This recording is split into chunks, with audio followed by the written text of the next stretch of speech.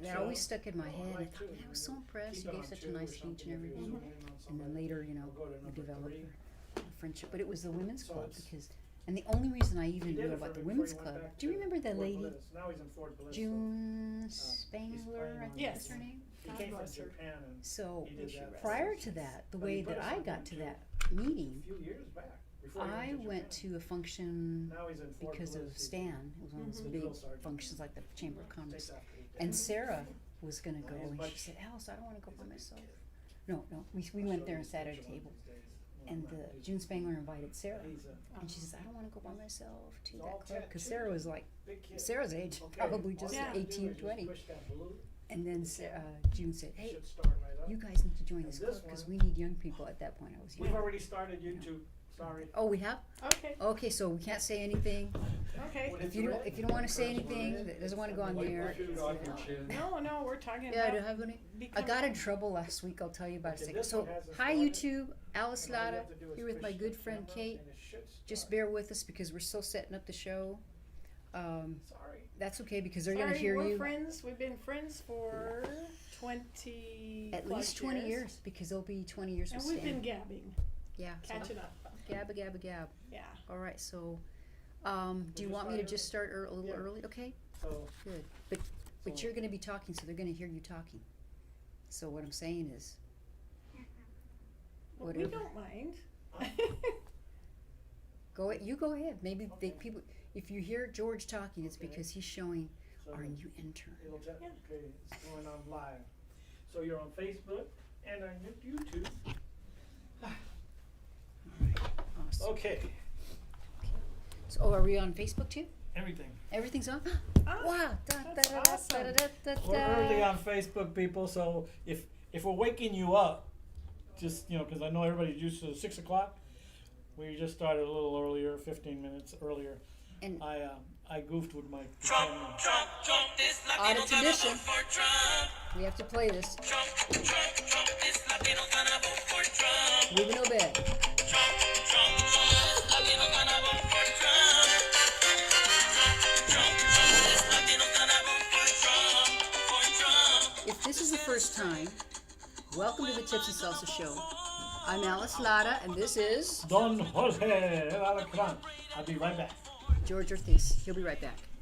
Our He guest said that Alacran. He said Scorpion. he's a Scorpio Yeah, I kid. got bit by a scorpion last year. And Oh my It's goodness. stuck. there's a story behind that one.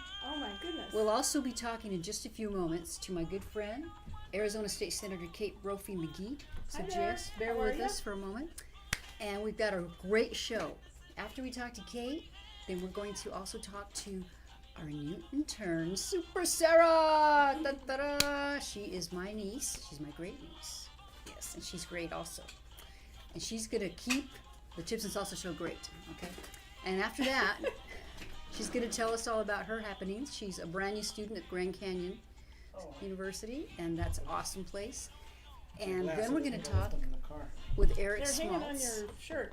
Nah, he found his glasses. I Oh my found gosh. my glass. And Everybody Eric's will say they're on top of your head. That's what they always tell me because I can't find my glasses. Well, normally I put them on. I forgot. Ladies and gentlemen, No I've had a problem. long day. It's been a long day. We both work, so we're doing it. Yes. That's why we have to have help. Sarah's going to help us. Then our last guest is going to be Eric Smaltz, and Eric has done a lot of work with the homeless, and we're going to try to help him find someone who's missing right now.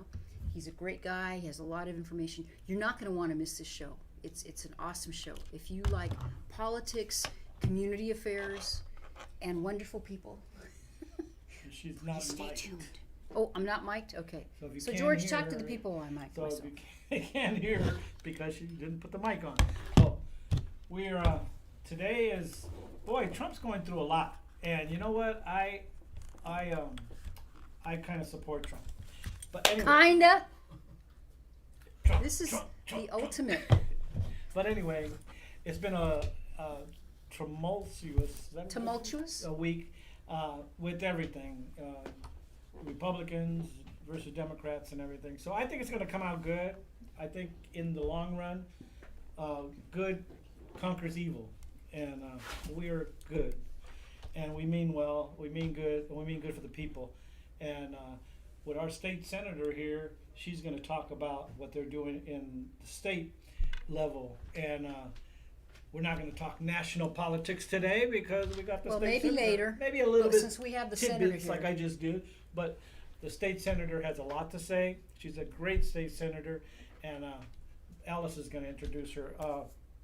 Right on. I want to just say I hope everybody's had a blessed week. And I'm going to turn it right over to Alice, my co-host. All right, and I just have a couple of quick announcements because I don't want to forget to have them. My LD, number 27, is going to have their meeting next Tuesday on the 8th. We're going to have a representative from Senator McSally's campaign to talk about Martha McSally.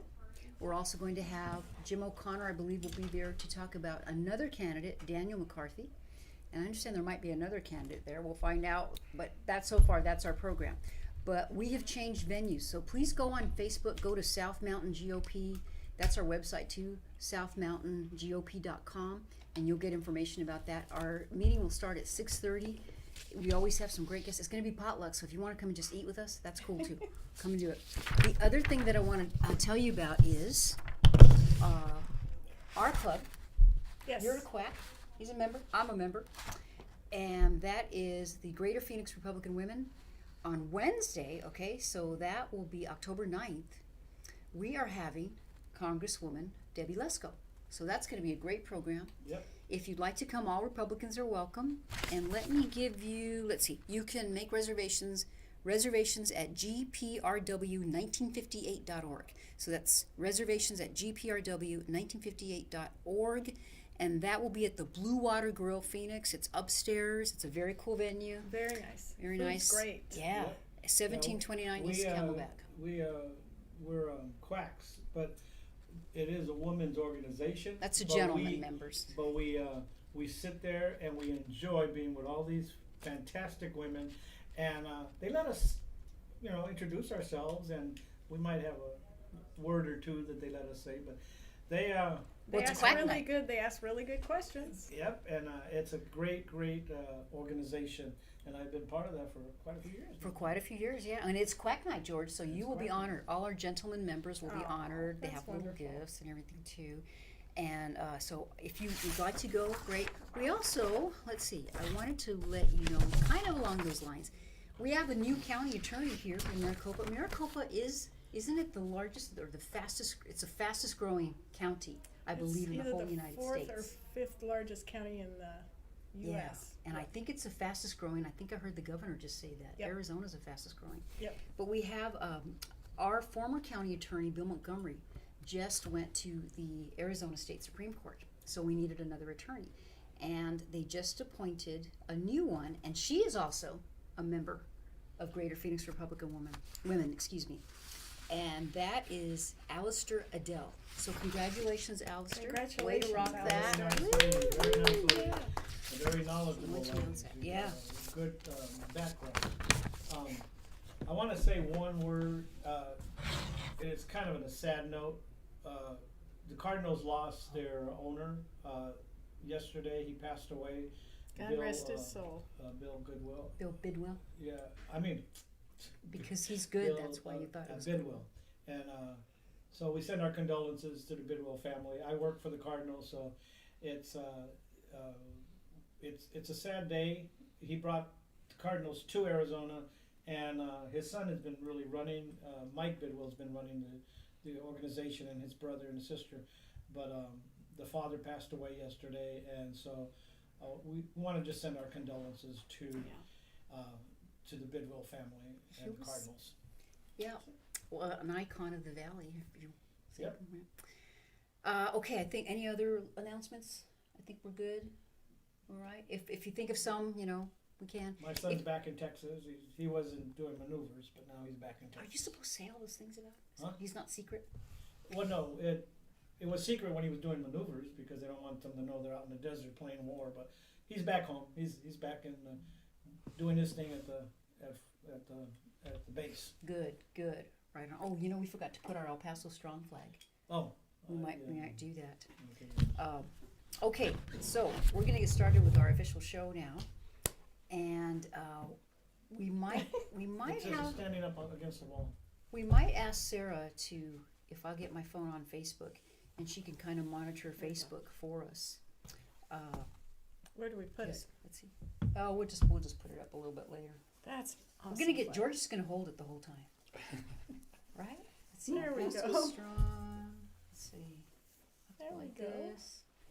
Dun, dun, dun. Well, let's just show the audience because this is a great flag. El Paso strong. Da, da, da, da. You just wanted to hide my face. Yep. Sorry, George. You can hang it there in the corner or something if you want for now. My nephew David Beasley sent that to us, and the horrible events that happened at the Walmart in El Paso, and that's just to remind us. I actually lived in El Paso for a few years, and that's we still have great friends there too. Okay, so I want to introduce you to my wonderful friend, Arizona State Senator Kate Brophy McGee. I'm so happy that you came. I had to book her like 2 months ago. She's so busy. She's so hard to get. Well, actually, Alice and I have been friends for a long time, and I thought this might be a good way to catch up. I really have missed her because I've been so busy and she's been so busy, and we were just trying to figure it out. We've been friends for 20 plus years. And she came to the People's House. The Republican headquarters is the People's House, and it's such a pleasure to have you here. Well, thank you. In the People's House, talking to the people. And we hope you come back anytime. It's an open invitation. Just show up. But I want to tell you a little bit about Kate, for those of you who may not know. First I want to say how the first time that I met Kate or saw Kate, I was at my Republican Women's Club. It was the first time I went. It was a Central Republican Women's Club, and we had speakers. And she was at the podium. And at that point, I believe you were still on the Washington School Board. I was on the Washington School Board and the School Facilities Board. Wow. And I was so impressed because she had so much knowledge and she was talking about everything. And I was just telling her before we started the show, the thing that stood out is she said, it might seem crazy because we're building all these new schools and it looks like, they're just spending all this money. But in reality, it was actually less expensive and more practical to build new schools instead of trying to fix the old schools that were broken down and just had so many things wrong with them. So I remember just being so impressed, and I'll tell you a little bit about her. And I had forgotten this, George, but this woman can speak Spanish. She speaks better Spanish than me. She has a history. She has, a minor in Spanish. No es verdad. No puedo hablar español tan... Yo creo que sí. Poquito, pero no como usted. So. Yeah. So, that's the Latino connection. So she's our honorary Latino here. Okay. A business background in banking. Yep. Had a lot of banker. Yep. So I told you she was on the Washington Elementary School District Governing Board. That was from 1997 to 2007. You did your duty there, boy. And Arizona School Facilities Board, 2001 to 2006. Precinct committeeman since 1999. You beat me on that. Do you want to know why? Why were you precinct committeeman? So I was appointed to the Washington Board in 1999. And I was going around getting letters of recommendation, and I met this wonderful woman who said, you need to join our club, which was then the Central Republican Women's Club, and her name was Marjorie Clements. Oh, Marjorie, sure. That's how I wound up there. Wow. That's a great story. I didn't know that. Excuse me. She is, and it's right here listed, Central Republic. She was the president. She was our president, the Central Republican Women's Club from 2009 to 2010. I could just, we could be here about an hour telling you everything that she does. Governor's Office of Youth, Faith, and Families. And her interests are tennis, travel, and reading. Playing the piano. I didn't know you played the piano. Yep. When I was a little girl, I was made to take piano lessons, and I loved it. You still get to play once in a while? A little bit. I figure whenever I end up out of the political realm or the busy realm, I want to go back to. What's your favorite stuff to play? I was trained to play classical music. Oh, and nice. From the notes, from the sheet. I'm a very good sight reader. A lot of people can play by ear or by improv. I have to have the music. So. That makes sense to me because she's a very organized person. She does it.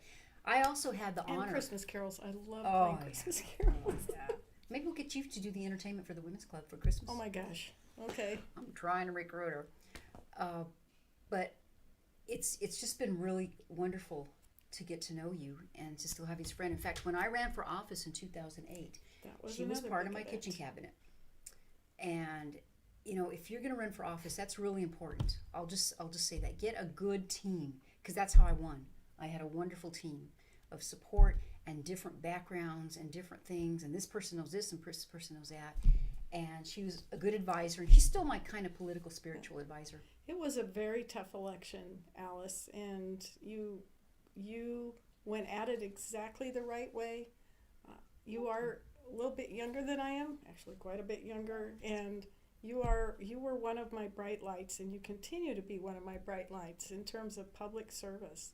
And the way that you put that campaign together, it's like I showed up at your meetings to go, you need to do that.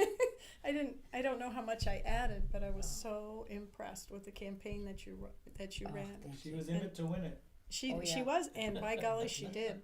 She really did. We won. It was exciting. And that was not in any way a slam dunk. It was a hard race. You were the underdog. We worked it. You were the underdog. We worked it, and everybody was there doing a job. So please, if you're out there and you're thinking about running for office, do it. Go talk to people. Get people's advice, your close advisors. It's going to be work. I'm not going to kid you, because this was a smaller office. It was for the hospital board. But if you're not going to run for office, work on a campaign. Well, I just read a commercial today for fives. It has something to do with fives. Anybody wanting to run for in the Republican Party, it says something about go to fives or something. The state office for the for the House for any legislative office in the state, for House or Senate and state, and they're actually advertising it. I heard it in the radio today, KFY. Oh, really? I the first time I've ever heard it, and it says if you're interested, contact this number. And because if that's a different way in Arizona. We have, for those of you not in Arizona or familiar with it, it's a different way of raising funds, and you collect signatures, and they don't even have to be from the same party. Right. And they give you $5, and they sign a petition. I shouldn't call it a petition form, a form, and you get so many depending on where you live and how many in your party are there. It's really interesting. The Republican Party has had a mixed relationship with clean elections. That's a good way to say it. But I would have to say that when you're wanting to build up your bench, and when which we need to do, and recruit younger individuals, that's a good way to do it. That's a good way for them to dip their toe into politics and find out what it's like just as you did when you ran for the Maricopa hospital system. Yeah, well, I've never. I was going to run for an LD19, and I had already started the paperwork, but then I withdrew because it conflicted with my business that I had. But in the future, I'm thinking about it, because that's a Democratic area out there. Mm-hmm. Right now, we have one of our PCs. She's running, Diana Jones, and she's running for the House. Her husband's running for the Senate in LD19. So it's like a husband-wife ticket. And they're running on fives, the donations of five, clean elections they're running on. It's so we have two people running in LD19, and we have our chairman of LD19, Kim Owens, is running for Corporation Commission. So we have, three candidates running for different things, and so we're trying to crack that over there in LD19. Is a Democratic area. They have two House seats that are held by Democrats, and one Senate seat held by Democrats. So we're trying to crack that, and we're going to do it. And you should, and you will. I'm going to interrupt you because we only have her till 6:30. Oh, that's right. So if you want to talk about that later, you can. No, and what I want to do is I'm going to hand this to my niece Sarah, because she's going to be checking out our Facebook site. So if you make any comments, then she can tell us what you're saying, and then we can respond to But them. I was surprised about the commercial today. Yeah, that's. It says, I don't know if that's the first time they've been doing that.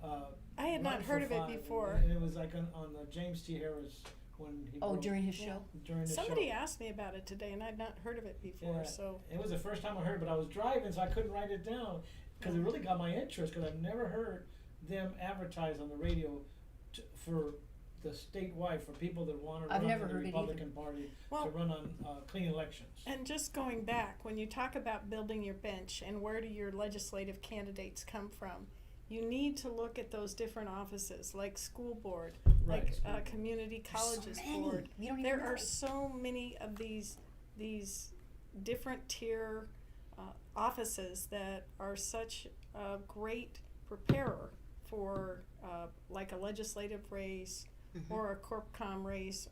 I know Kim Owens served on the school board for a very long time. Yeah. And so it's very hard to step into a campaign in a lot of districts, but if you have some of that experience under your belt with a different set of electoral circumstances, like a school board, boy, does it prepare you for the It rough really and does. tumble of a legislative race. And if you don't want to run for office, like I always tell people, work on a campaign. Go Yes. help. Like if you wanted to help Yes. Kate, just go help and do whatever. Maybe you like to walk the Stuff neighborhood or envelopes. call people or whatever. You will learn so much. It's amazing.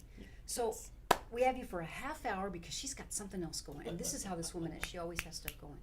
So you have, explain to the people where your district is and how long you've been doing this. And why? Why the heck are you in politics? So I've run for the legislature. I always used to tell people, this is my fifth, and this is actually my sixth race for the legislature. Wow. Because I didn't learn the first 5 times. So my legislative district is Legislative District 28. It is North Central Phoenix, Biltmore, Arcadia, and the entire town of Paradise Valley. And I first ran for an open house seat in 2010. There were 5 Republicans, and the Democrats were running a single shot for one of those seats. And I was able to emerge victorious and ran and served for 3 terms in the House. And then in 2016, I squared off against the Democratic House Minority Leader for a huge race for the Senate because my friend and colleague Senator Adam Driggs, decided that he had kids he needed to put through college, so he couldn't serve anymore. So I ran for the Senate, and again, I won. And last year I had a huge race. It turned out to be the most expensive race in legislative history. Wow. Against the Teacher of the Year, and it looks like this year she's going to be running again. The district is very interesting. It has a majority of Republicans over Democrats, a whole bunch of independents. But the Republicans tend to be very socially moderate, fiscally conservative, but they also love and appreciate good causes, good social system networks, those types of things. A lot of CEOs, a lot of chairmen of the boards, for instance, people who own and operate huge companies actually live in my district. So last cycle, we actually lost the other House seat. So I serve with 2 Democrats in the House. She's still standing though. I'm still standing. Yes, I'm not getting the message, but I think it's, again, because of the work I did on the School Facilities Board, on the Washington School Board, leading up to that has gotten me in this position. It is the joy of my life to serve. I love my constituents, and I am so, so honored to serve them. And I've known Kate for a long time, and I know the reason that she keeps winning is when you're a genuine person and you get to meet the candidate and get to know them, then you can trust them, and that's so important. If you're going to run for office, try to meet as many people as you want, because they'll either hate you or love you. If they like you, they're more likely to vote for you. Right. I tend to be more moderate in my views, which, depending on where I land, it makes either Republicans mad at me or Democrats mad at me. But I am very consistent and above board with how I operate. I do reach across the aisle because there are issues that we can work on together.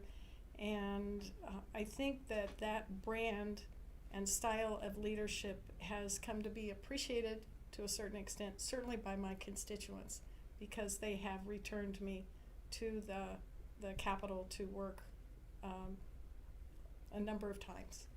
So if you're not in Arizona, I'll just tell you briefly. In Arizona, we have 30 districts. Right. So it's 1 to 30, and each district has 1 state senator and 2 state representatives. So when we do have term limits, when are you going to be termed out? I term out in 2024. Okay, great. So you can still do 2 more terms. Assuming I win this next If one. you- Let me tell you, with the competitiveness of my race, the races in my district, I never look past the election that's coming up. But yes, I have the opportunity to serve until then, and I hope to. Awesome. Depends on the voters. Great. So we have a lot going on in Arizona. We're always in the news, but Kate's going to bring us up to date on things happening at the state level. You're so involved with so many things. But one of the things that I want to talk about, because I don't want to forget to talk about, is, in fact, we had lunch last time. We were talking about the horrible bad things of illegal immigration. And one of them is the sex trafficking slave trade. I'll call it. It's just like a slave trade, really, is what it is. Mm-hmm. And I know that you've been working extensively. Well, I serve on the Governor's Office of Youth, Faith, and Families Human Trafficking Council, which is chaired by Cindy McCain and co-chaired by Gil Orancia. And we are looking very much into those issues. I have to tell you that human trafficking across the state, across the nation, and across the country, the entire global world has increased enormously. We're headed in the wrong direction in that regard. And we, as the Human Trafficking Commission, are working very hard to identify trends and learn what we can do, both to help victims of trafficking recover, but also to prevent victims from being lured or taken and placed into trafficking. They're doing great work out there on the front lines, but there is a lot more that we could do. Some years back, we passed, over a period of 3 years, legislation that really cast a different picture of victims as victims, not as offenders. And I think that policy approach has really helped to stem the tide to some extent here in Arizona. But there is much more work to be done. How would you tell the public out there what they might be able to do to get involved or help with that situation? I mean, it's something we don't think about it, because you're not. It's just one of those ugly things that's out there, and you don't I don't think about it until I see an article. And what can we do? Well, one of the things, and it's very much a tangential issue, I hope, but when you look at the prevalence of the internet and the fact that people are bombarded by the internet and approached via the internet, and at all ages. And I think our children can be susceptible to that. So it's important for parents to really keep an eye on what kind of information is coming to their kids, to really keep an eye on what type of content is being investigated by their child, because the parent has to know, the child may not know, and it is in those types of contexts. For instance, I have a friend whose daughter in high school was on some type of social platform, not Facebook, but Instagram or something like that, and somebody reached out to my friend's daughter. And they began chatting, and they developed a relationship and started trading pictures. And my friend is a very vigilant mom and started really looking at this guy's account. Something did not ring true. So she was able to intervene and stop. And she may well have intervened and stopped what's called a grooming process, where the victim is reassured over the internet that this is a really good guy and he's her age and all these things. You can lie. So she was able to intervene and stop that. So parents must be vigilant in order to keep their children safe and away from unhealthy things. And then when you go onto the front lines, and you talk to, for instance, the police departments, they have special sting operations that they run to catch pimps and traffickers and help the victims get help. And there have been a number of reports in the Human Trafficking Council about successful stings that have gotten young women out of the grasp of these traffickers and back to where they can get help. It's a very sordid, sad subject. With all these people, they try to find the weakness in the child, weakness by conversing with them and finding what their likes and dislikes are. And you could put any kind of picture of yourself or somebody else and pretend that that's you, because you know that that's what that child likes. A guy that has blonde hair and a surfer or whatever. And then slowly, like you said, reel them in with the, groom them. And then by the time that the girl finds out, when she meets this guy or someplace at a donut shop or whatever, she finds out that it's not the same guy that she's been. And by that time, they've already planned how to, kidnap her or something. It gets really ugly. And I'm glad you're doing what you're doing, and I'm glad that the police department is doing what they're doing, and the parents have to be vigilant. Because us, when we're communicating with people, a lot of people get on Facebook or try to friend us, and it's not really that person, and you find out through just a little slip that they go, have you heard about this organization that's collecting money for this, and you find out that it's actually a scam, and it happens all the time, no matter how smart you are. They'll put somebody else's picture on there. I had one with, what's his name? I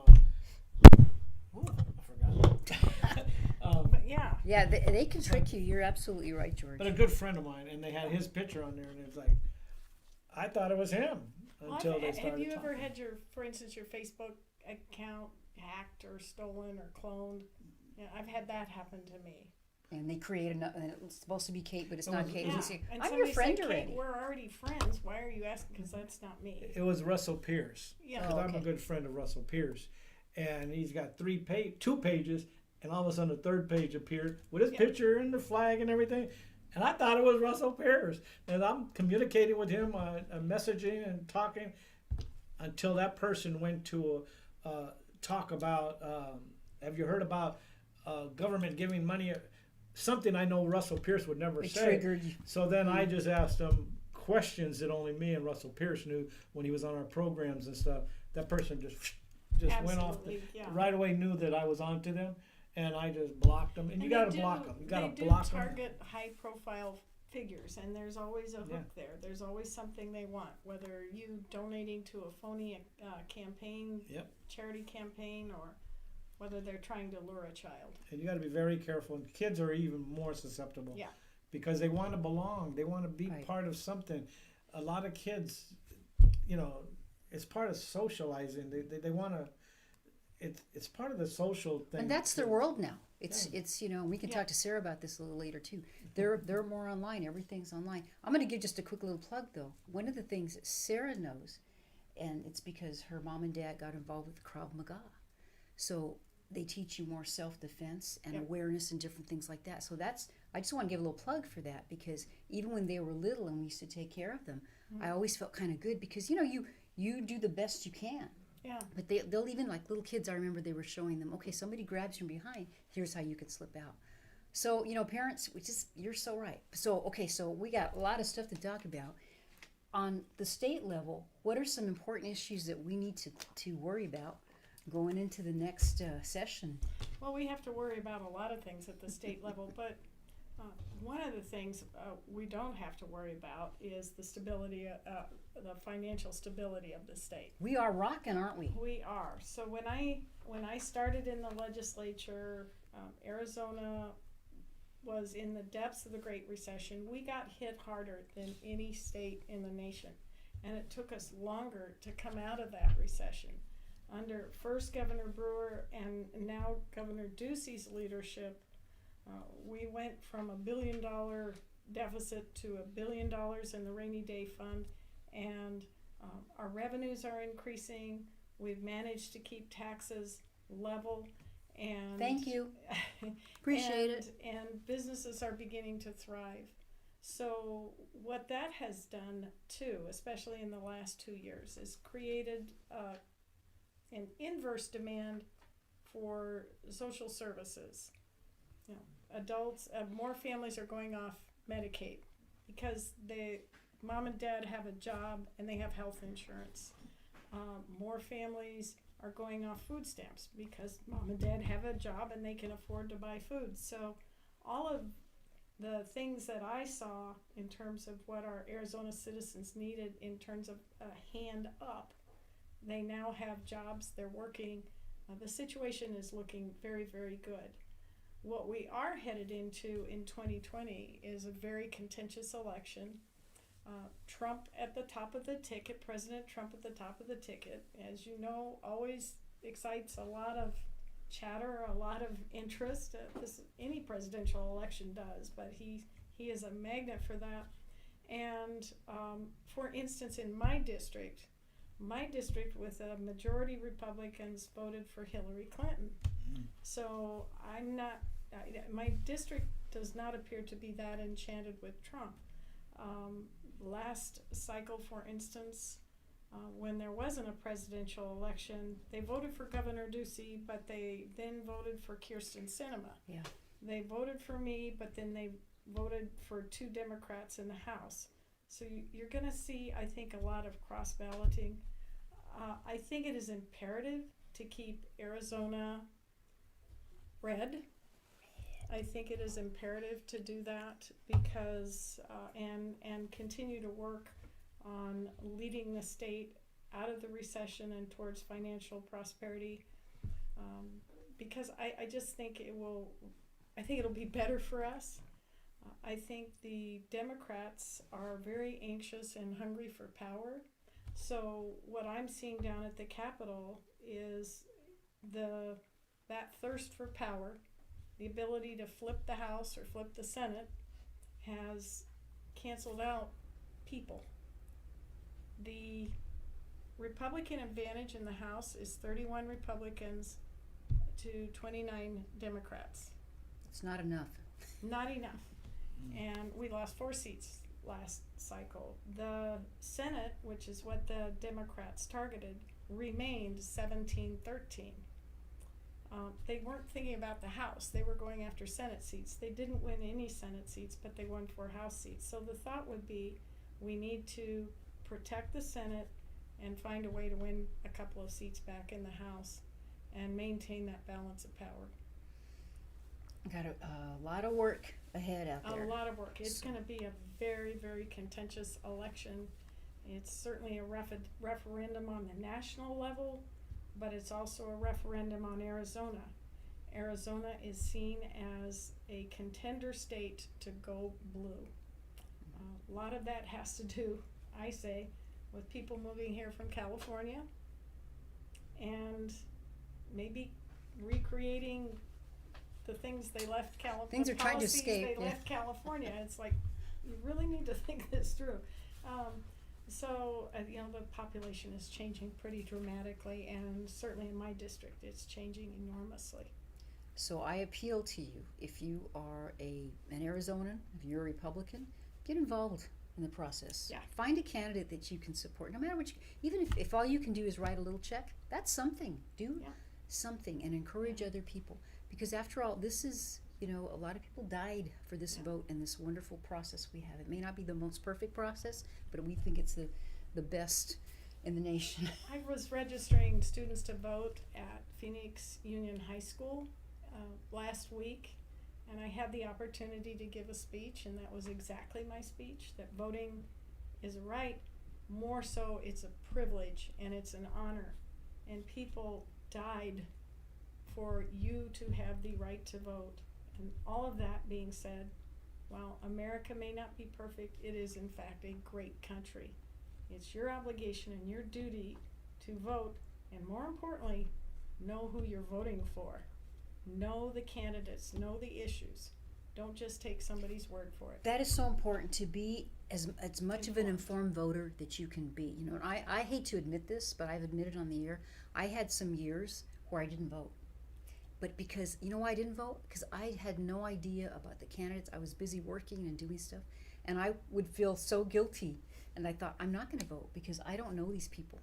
And I felt like my vote would do more bad than good. I can tell you an interesting story about when I was a young mom. I mean, my family was always very politically engaged at the congressional and the federal level. So I always would go in and vote for president and Congress and senators, U.S. congressmen, U.S. senators. I kind of didn't worry about the other parts of the ballot. So here I am, a young mom, my oldest son in a stroller, he's 2 years old, and I'm in the voting booth, and I'm going, he's going to be in school before I know it. And I don't know who any of these people running for school board are. So I voted for one of them because I liked the sound of her name. It happens. And I left the voting booth and I was so embarrassed and so ashamed. So I went home and did an entire research project on the Washington Elementary School Board. And it wasn't, and really got informed, really got involved, it worked on elections for school board members. That's actually how I got involved politically. And lo and behold, X number of years later, guess where I am? Serving on the Washington School Board. So don't worry about where you start, a point of knowing nothing. Just do something about that and know some things and that leads to getting involved. That's a good story. It's a great story. And here you are, a state senator. But I was like, this is so embarrassing. I never thought about it. It happens. After I won the election that I won, Yeah. I would run into people and they're like, oh, Alice, I voted for you. I said, I didn't even know you were in my district. No, I knew you, so I voted for you. Yep. But other people would be, just like you said, one guy told me, well, my mom's name was Alice, so I voted for you. Yeah, well, I'm glad he did. 'Cause Yeah, I he did made the too. right choice. But I think it's important. If you know the person or the candidate, that's great. My chair. But yeah, you don't want to, or you know the issue, and if not, you need to get more information before you vote, and that's what I told those kids. Awesome, good. So. And just a deal here too, if you are going to be 18 before the next election, you can register to vote, right? That's how it works? Yes. So all young Not people sure out what the there. deadlines are. Helen Purcell and I were there registering voters and teaching voters, and it was, somebody was trolling me about registering more Democrats, and I said no. I registered 4 Democrats, 3 Republicans, 1 Independent, and the rest I don't know. Other, because they hadn't made up their minds. But they asked a lot of questions. They were very interested. And I said, this is just the start. You register the vote, and then you start to find out who's on the ballot, what's on the ballot, and what do I think about it. And I hope you continue doing more of that. Oh, yes. Because you have such a great story, and you've worked in this, been on the school boards. Yeah. So I think you have a special connection to the students. So really. the students, because I know one of the teachers there, and he texted me later and he said, no, they said you make a great grandma. They'd love to have you for a grandma.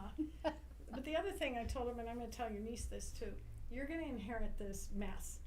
And so it's on you to know as much about it and to get involved so you do know about it, so that when it's your turn to step up and lead, then you'll have an idea of what needs doing and what your plans are.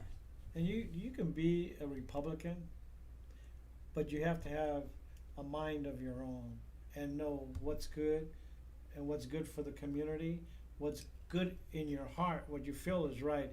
Because sometimes there might be something that the Republicans are saying, you know what, I don't really agree with that, but I'm going to still remain a Republican, Right. but I just can't vote for that. And that's when you, like you said, you can cross over the line and say, well, you know what, we're going to make this happen because it's good for the people, and I know in my heart that it's good, and it's going to help the Republicans. They might not know it, or these people might not know it, that want us to pass this particular bill, but I feel that I'm doing the right thing.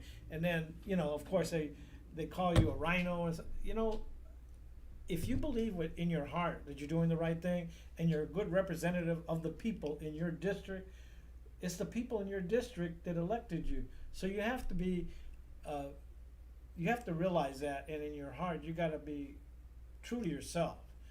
And there are Republican causes that that we have to stick together with, but there are things that kind of you have to make up your own mind, and it's not being a rhino. And I really don't like that. I've been called worse, although Governor Hall, who lives in my district, gave me a great quote about representation, and that your vote is your vote. And Governor Jan Brewer gave me the same advice. You go down there to govern, to make decisions that are the best for the people of Arizona, not the best for you, not the best for but for the people.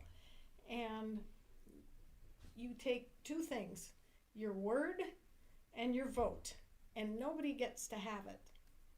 So I'm looking up this quote by Edmund Burke about what a representative owes to their constituents, and that is their best judgment and their thoughtful deliberation and vote. But yeah, I as I said, it's a very moderate district, and I've called myself a moderate, although I am a conservative Republican, but I really have a feel for what my district expects, and it matches my way of thinking. Well, you're doing your job, because for those of you on the other side, and you think, some of us, we live in districts, and all we have are Democrats representing us, and they never represent the Republican point of view. I haven't seen it. Maybe it's been out there. I shouldn't say never. Well, but I can give you a great example. We did an amazing budget this year and last year for education.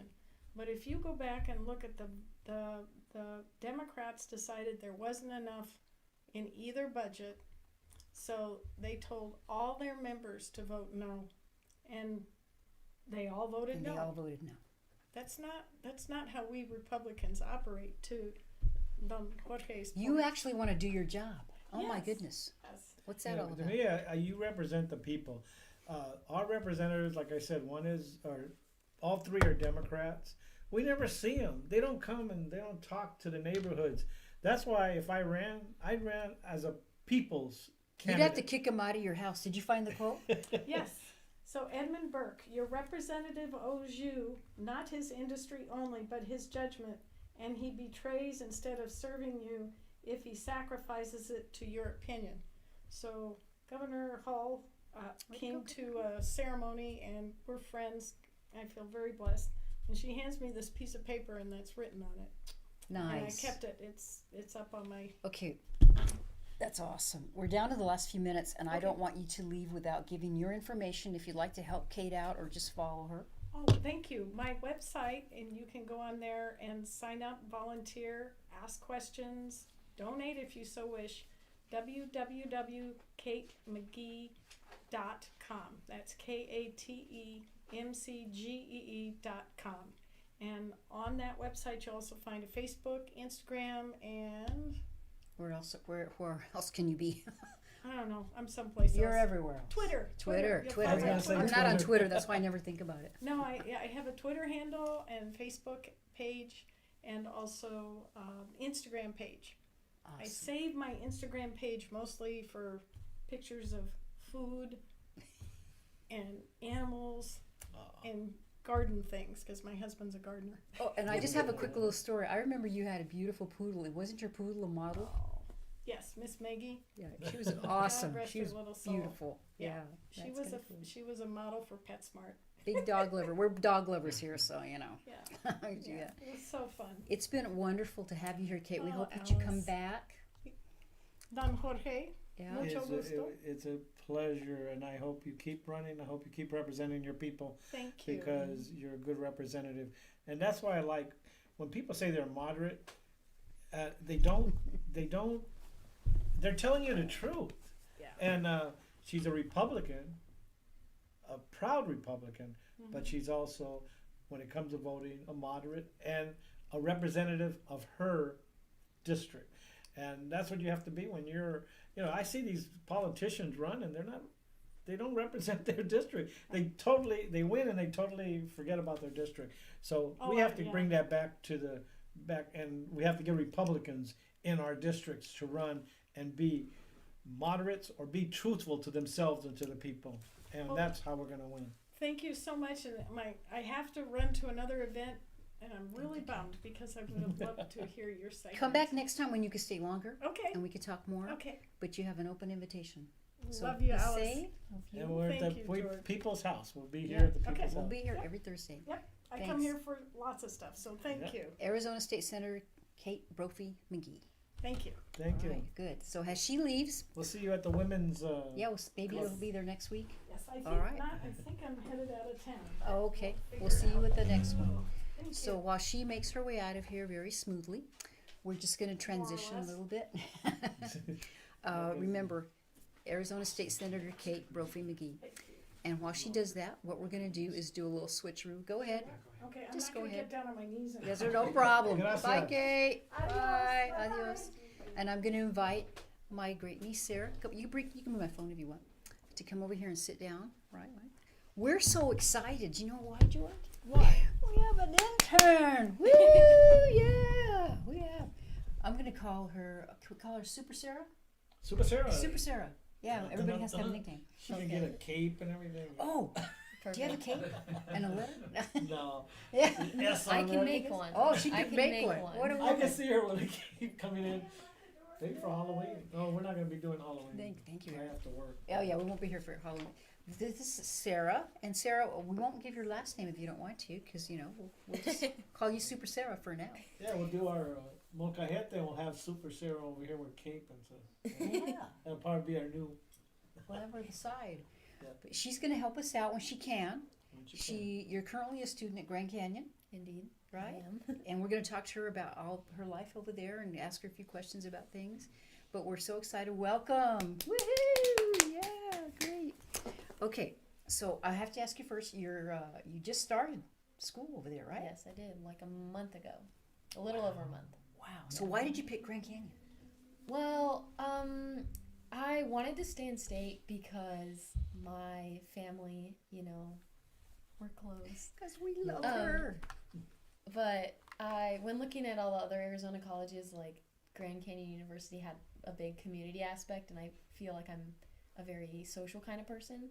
So, so I wanted to be somebody, not nobody, and apparently, like, that's what you can be at other larger universities.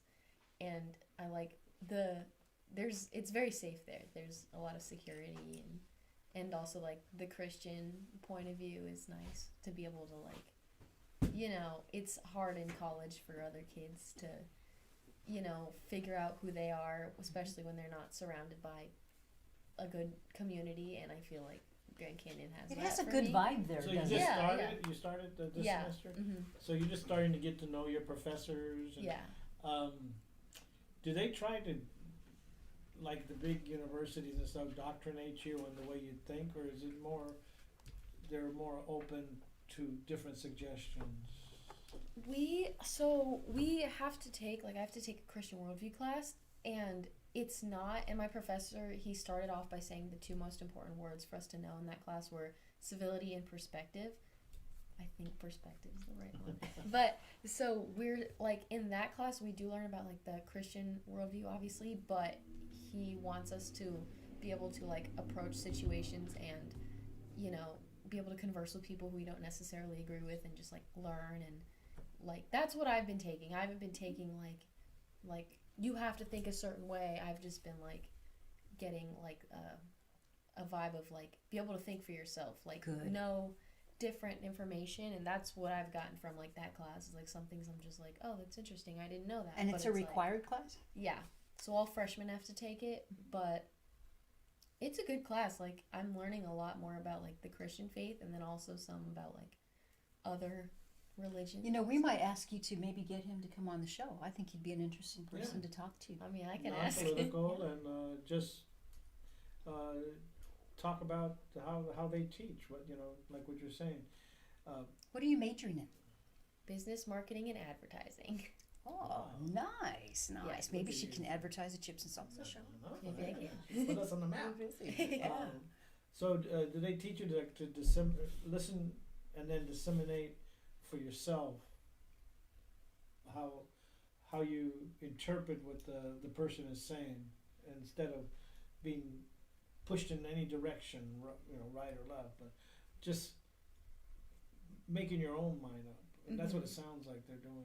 They're giving you that freedom, which is so much needed in college now, because some of these colleges, they're just, they won't even let speakers speak because they're one party or the other, and it's just like they shout them down. It's like, you should have. I remember when I was in college, it was free speech. You would sit there, and if you want to listen to the person speak, you listen. You don't disrespect that person because of what they're saying and what they believe. You just don't attend if you don't believe what they're saying. Because it's the college level. You should be able to know who the speakers are. And the university level, I mean, to me, that I was so excited to start, because that's where you meet all these different people from different places, and it's just a great, it's like a whole new world. Now, I want to tell everybody out there, Sarah got to go to American Leadership Academy, which I think was an awesome school. It's a charter school. Yes. Right? And she excelled there. We'll learn as you watch our show a little more, you'll learn more and more about her. But that was a good experience for you, right? Yeah. It was. I've never been to public school, so I don't really know a lot about that kind of environment. But I think my school, they try to teach us a lot about leadership and character, and just I don't know, just trying to turn us into good people. Like good citizens. Yeah. At high school or in college? No, in the college. Oh, yeah. Different clubs that you can belong to. There's over 100 clubs they have, and then if you don't, they always say it. Every tour, everything I've been to, they're if you don't see a club you like on the pamphlet, then start one. Oh, that's See, there you go. Yeah. So I know there's I'm doing the swing dance club this year, and then also marketing club and forensic science club, and I was gonna do MMA club, but not this semester. But That's a lot per semester. Yeah, they have a lot of different options and different groups of people to meet in school. They're good in sports too. Yeah. Grand Canyon is really good in sports. They have good sports leadership. Well, and I tell Sarah that we used to live actually in that area, and that was just a little tiny school, and it's just a beautiful university now. I think it's got a gorgeous campus, and it's very popular. I was talking to somebody. People come from out of state here. I mean, it's getting a lot of popular. So you're just going to have a wonderful experience, and we're glad you can be a part of the show, and you can share that with us. Bring your friends if you have professors or classes or things like that. Bring them in. And what we're going to try to do, I think, George, would be a good idea, is every show spend at least 5 or 10 minutes with Sarah, and she can give us a little update. Maybe you have an experience there, or an event that's happening. Event. That the community is invited to attend, or that they would like people to attend. It would be nice to hear. Yeah, that's a good idea. It is. So now we do a lot of politics, but we also do community events. We're going to do a community thing here with Eric soon. And just what is your, what is your thought about politics today? I'm so curious about it. And you don't have to share everything, but if you want to give us a few lines you're about it. 18. Yeah. Just turned 18. I just turned 18. So you're starting to realize, you probably did at 16 too, but you're starting to see different phases in the politics that might interest you. So it'd be nice to pick your brain. Yeah, I feel at this point, in my opinion, I feel there's a lot of, in the previous generations, a lot of adults tend to be, they're very, very Rigid? very rigid. I follow my friend's dad on Instagram, and all he posts is stuff about how he hates Democrats and all these things. And I feel for me and our my generation, I guess, we are just kind of more in the middle. And that's how I feel They I gotta am. get away It's from just- hate. Yeah, because There shouldn't be hate. I don't think there's a problem with like being firm in your beliefs, but a lot of people are just like I saw a license plate the other day that just said like I hate dens. Is that right? Yeah, See, like I don't even do that. I don't say I hate people. I just say, well, their frame of thought or what they're talking about, they just don't know, and they're on the wrong side You're right, George. because they don't really want to see the other side. Like I invited a lot of people to go see Hillary's America, and I said, judge for yourself. Go in there with an open mind and judge for yourself. And I told Democrats that, and I told Republicans that, and people went and saw it, and they saw the history, of the Republican and Democratic parties as they went through history. And it was Hillary's America, and now it's a new movie that he has out. But you go in with an open mind, and as a student, you go in there hopefully with an open mind, and then judge for yourself. Well, I think you make a Yeah. really good point too about hate, because I don't know, and I've lived longer than you. It takes a lot of energy if you're going to hate everything, and all that energy you can put it to better use. So, and then also the person, I may not agree with somebody about something, but it's too much energy. I don't want to hate them. I don't like maybe with how they think. I don't like the idea. That's what I That's like the about enemy, is the idea. Then you can spar and find, and then if you want to try to convince them and give them information, they may never agree with you. But this is America. Guess what? We're never going to all be the same. And that's what I like about Alice. I've known Alice for over 10 years, and ever since I've known her, she's not a person to hate. She might disagree with what's happening, but she doesn't hate. She doesn't say, that's a Democratic hat, take it off. She would never say that. That's not You're Alice. the same, George. It's the same. We just, We used to be we're Democrats. about information. We used to be Democrats, yeah. It's about information. And so, and I, is it okay if I give full disclosure, but Sarah's going to be an independent when she registers to vote. And when I registered, I was an independent too, because I really didn't know. I didn't know what a Democrat was or Republican was or anything. So I think that's actually a wise choice, because you're just starting brand spanking new. You've been busy going to school, getting ready for college, and doing Yeah. all that. I It's used to going to be a an good independent experience too. for you. You were independent also? Yeah. Yeah. So this is Before I kind of an became adventure that we Yeah. get to go through. Before Reagan became president. Yeah. Yeah. And he's just turned me into a Republican. But you can experience all that. I just think I'm so excited for you to get started and doing. So if you have any ideas about different things for us to do here on the show, we're very open to that. So when you see Super Sarah, I think do you like that? Super Sarah. Super Sarah. Or if you have friends that are really good with Twitter, because that's what we're trying to do is. We love Twitter. We have a Twitter, but we never use it. We have a Twitter page, but we've never activated like we do the Facebook page and like we're doing the YouTube. We need somebody with a little bit more expertise than us, like a student, and Young folk. and it doesn't have to be political one way or the other. It just has to be somebody who knows how to maneuver in the Twitter world. And if if somebody wants to come in and be part of that, we'll call them the Twitter. My wife calls me the Twitter. No, she didn't say Twitter twerp because I don't do Twitter, but she calls me the Facebook nerd or something. And she has names for everything I do, but but I don't do Twitter. So it's like, but I want to learn, and I wish to get somebody that is really good with Twitter. And then you do Instagram. We have an Instagram account too. So we have. I'm just telling you, because now that we actually have someone that can help us a little bit, you might actually find us more on the Instagram. And then at this point too, I want to give some credit too to Secret Sonia. She is our producer, and she usually helps us remotely. She helps with the YouTube and does a good stuff, and we really appreciate her help too. Because George and I both work. You're going to school full time. So we just kind of do what we can, and that's okay. It's all good. But there's a way to reach out to social media is through the Twitter, through the Instagram, through the YouTube, and that's what we're doing. And we've been doing it for almost. Next month, you're just in time, because next month's going to be our 5-year anniversary doing this show, and we're going to have. We're not sure what we're going to do. You can help us plan it, but kind of a little blowout. We're going to invite people to come down here.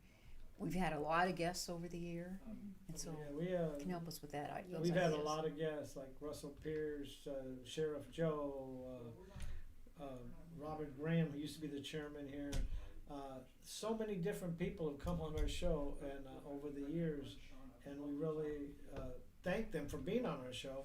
But they're the ones that brought us to what we are now, to where people know us, you know, and they follow us. And we try to have interesting guests, students. And like last week we had Armin. He's a world traveler. He used to be our intern. Just back from China. And back from China, and he's been to China, Taiwan, Japan, Mexico, everywhere. And he was telling us the difference in McDonald's, because he loves McDonald's. And he's telling us the difference in McDonald's in China versus Japan, Taiwan, the Philippines. They all have McDonald's, but the taste that he got from McDonald's in China was, he didn't like it. So it was like, it's really interesting. You hear somebody that's gone around the world and try it different. I'm glad you brought Armin up, because this is a question that I have for Sarah too. So young folk use technology a lot, more than we do, and you're more familiar with it too. And I'm just going to kind of do shout out to Eric Smaltz over there, because you're going to be on soon if you can hear my voice.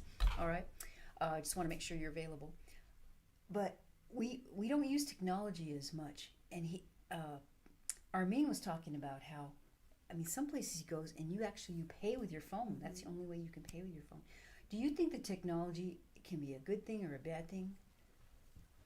I have thoughts. Okay, I want to hear them. I think that technology it's a good thing in that like I only got like Instagram and stuff, so I could keep in touch with like my friends and people that I support and care about and stuff like that. And it's good in like that way that like otherwise I might not be able to communicate with some people. But at the same time, I think it's interesting. Like, I covered up my camera on my computer because good girl. I just, I don't know who's watching. I haven't, I don't, and like, we'll say stuff like the other day, like my friend was telling me about how like the actress like Dove Cameron is in all these movies, and then I went on YouTube and like 5 Dove Cameron videos showed up in my little feed, or like I started writing down like weird coincidences and stuff, and like some of them have to do with like technology, and I'm like, oh, that's interesting that my phone is listening to me. Mm-hmm. So like I feel like it's a good, helpful tool, but personally, like, and for my schooling, like we turn everything in online. All of our stuff is online. It's necessary, right? It's like necessary in today's society, but I feel like I personally would like to go back to paper books and old school stuff like that. But it's got its pluses and minuses. Well, we're gonna keep sharing with Sarah, Super Sarah. So thank you very much. I'm gonna let you switch places with Eric, and will you be here next week also? Yes. Great. So thank you, Sarah. Okay. Love you. I want to say hello to Jose Diaz from Texas. He's listening and watching us. And who else? Jose in Trinidad. Theo, I think that's probably Trinidad. Hi. Hello, Trinidad. Yeah, Jose Diaz, he's a pretty good guy here. Thanks so much. We appreciate you watching us. So now, in the last segment of our show, we have Eric Smaltz. I got to meet Eric a couple weeks ago. I was eating my McDonald's, and he ratted on me because it wasn't Mexican food. And this guy has done a lot of work with the homeless, and he's here with a special mission. So thank you very much for coming in, Eric. And tell the people why you're here. Well, first of all, I want to welcome you guys here. Thank you. Alice, George, you do such a good service for the Republican Party. I want to thank the Republican Party for opening up Mike Shaw's office to set all this up in. We're sitting in about 300 square foot. Your bedrooms are probably cozy. Bigger than this area that we're sitting in.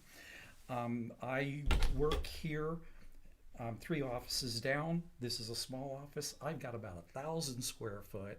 I've got 3 big screen TVs. Actually, my desk is shared by 12 people, and I work essentially as a receptionist. And I thank you for doing that. It's awesome to do that. I get to meet a lot of people, and that's how I got to meet you guys. So it connects us. And most certainly feel free to stop in at the Republican headquarters or at your legislative district and talk and meet with some of the people there. You're instantly going to have a dozen new friends, if not more, or exchange some thoughts. But primarily, we're not here to talk about how great Trump is. We don't want to say that, do we? Trump. We support him just a little bit. We're not here to talk about our senator, our Republican senator. We're not here to talk about Kelly Ward, who's doing an awesome job. For this segment he's talking about. Did I plug everybody yet? But the reality is, you guys out there, you're the Republican Party, and the Republican Party is the party that has a heart. A lot of you guys have faith, and all your decisions are based on faith. And I'm going to bring a project forward to you that just thinking about it, it's giving me goosebumps on my arms. Well, let's jump into this. I'm a homeless veteran advocate. I've worked with a project called Veterans on Patrol, and that's where you might know my face, know my name. A huge operation in its time. It quickly built up. We were a powerful force, and unfortunately, we worked under the Samaritan laws, and the city did not like us for sleeping people in tents on the side of the road, offering medical help, cooking and serving meals. And we ended up getting chased, not out of town. Was that very recently when that happened?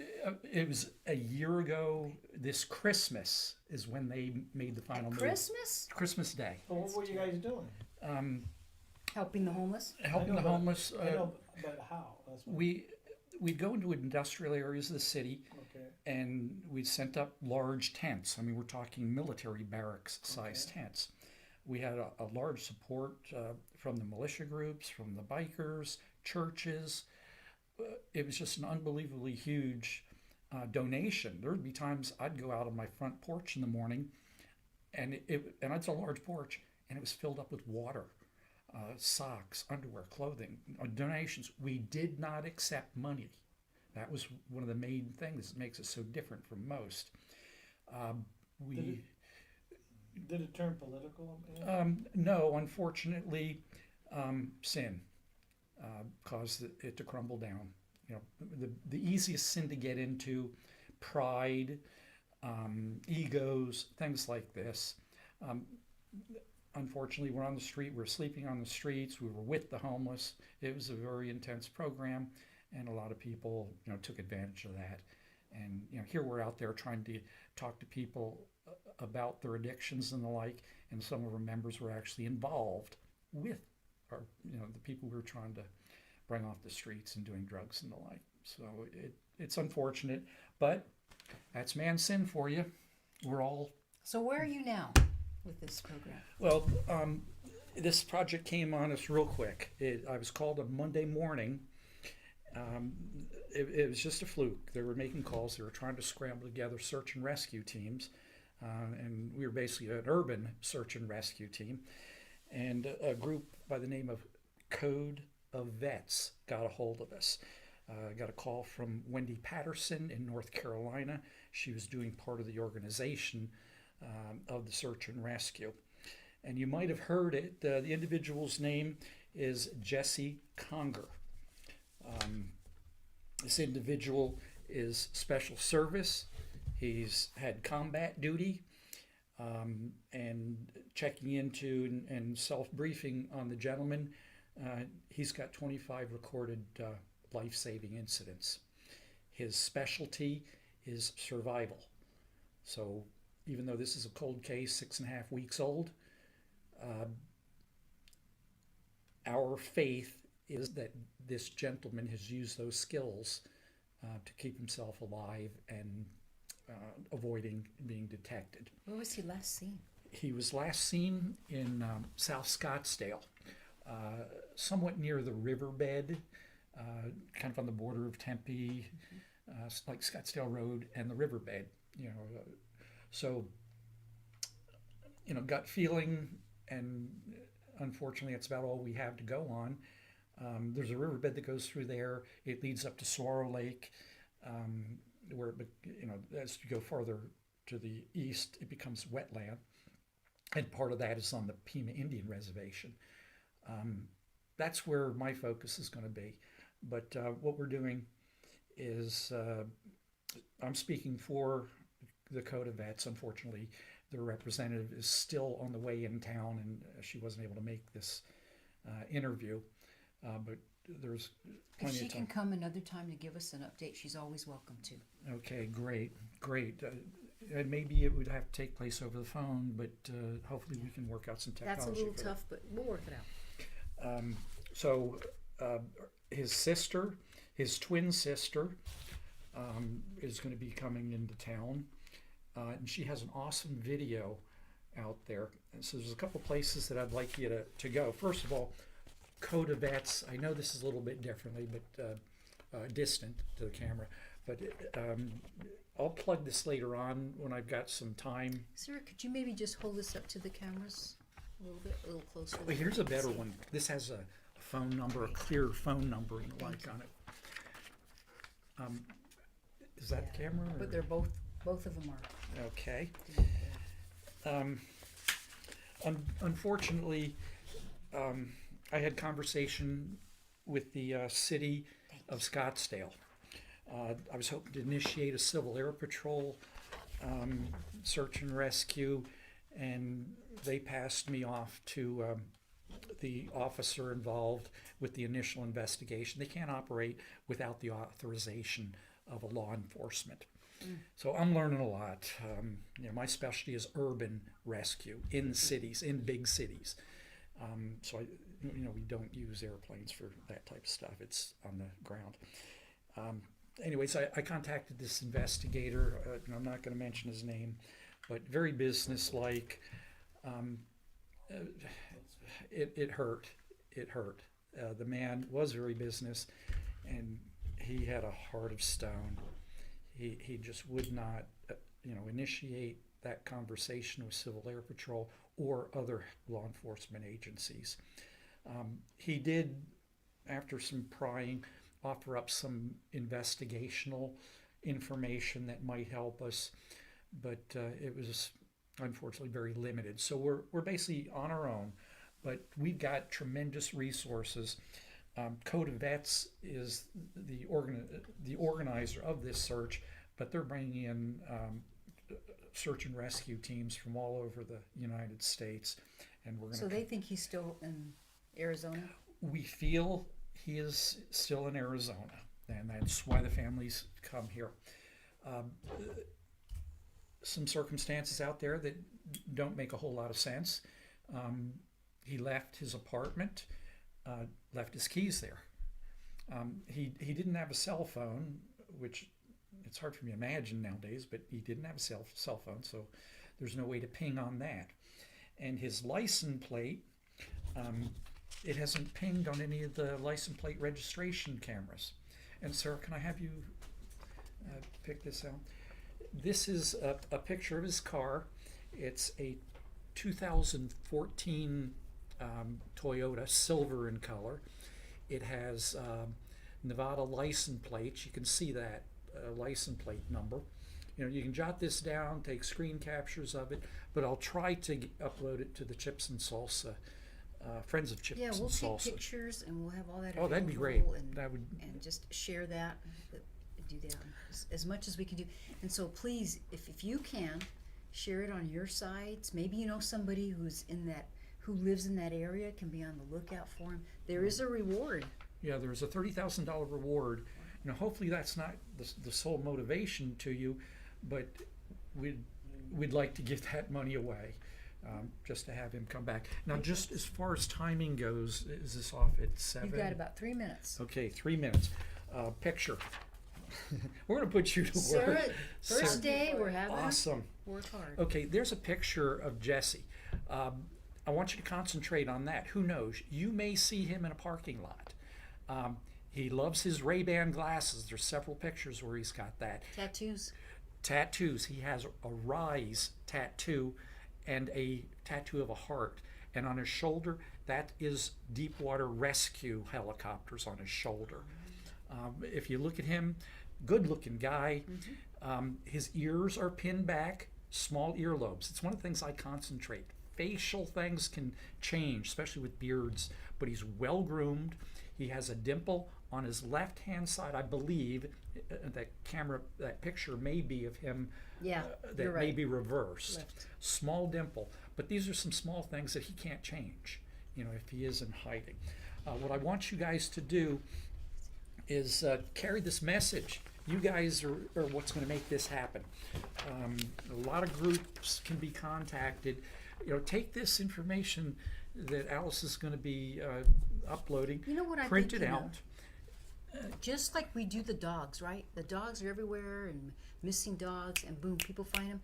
Do it with people. Absolutely, and we can take those flyers to veterans groups, to biker groups, militia, 3%ers. Those are the guys I work with quite often. But it can go to churches. Sit down at the bar, go to businesses, homeless organizations, Bible study groups, bowling, baseball, football events. You might be an instructor at one of those. Foreign Legion posts, police and first responders. Bring the flyers to them. Even though we weren't able to muster the organized police and fire departments, we've talked to these individuals. We've got a lot of them coming out personally, taking their time if they're off on Saturday to help Does he have us. survival? He got survival skills. They are pretty much ocean survival skills, but he's a Marine. He's a combat Marine. He's been in fire. He knows what that's all about. Is he suffering medically? He has a bad case of PTSD, as most of those individuals. I'm not going to call them sufferers of PTSD.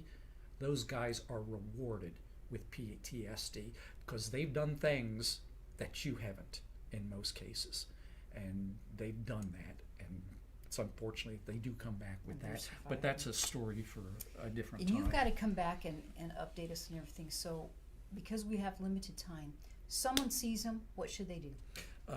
There's a phone number there. Call me. I will be out there with phone. I'm part of the organizational end of this. If you see him, consider approaching him. But if you have any qualms, just track them and report them. My phone number is area code 602-390-7631. Contact me and I can contact headquarters real quick. We do have another number. Here we go again. That's Sarah the sign lady today. Super Sarah. She's working out every bit that we need her to be. That is an out-of-state number, but that's an organization number that we use. I think that's a North Carolina number. And all that information will get routed back to us. If we're having an organizational meeting tomorrow night, Friday night, and then we're going to be organizing out of the Granite Reef Senior Center. That's nearby that location in South Scottsdale. The address on that is 1700 North Granite Creek. And stop by there. We'll be receiving you at 9 o'clock. If you've got a team, an off-road vehicle, that'd be great. If not, we've got plans for people just to go into the parking lots, look around the parking lots, try to identify that vehicle. We're not really, our main effort's not trying to find Jesse. We want to find his car, because where his car is, he will be close by. And that's when we can concentrate on a specific area. So what that's a great mission. And please, if you can help at all, and if maybe you can't, maybe you know somebody who might be interested in doing that, pass along this information. Even if you just share it on your Facebook, Instagram, social media at all. You just never know who might.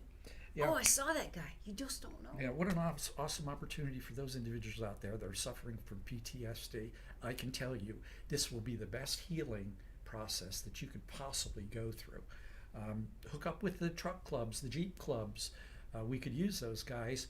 But even if you're disabled and can't get around, give us a call. We can hook you up with a team, and maybe you can help us out in the office.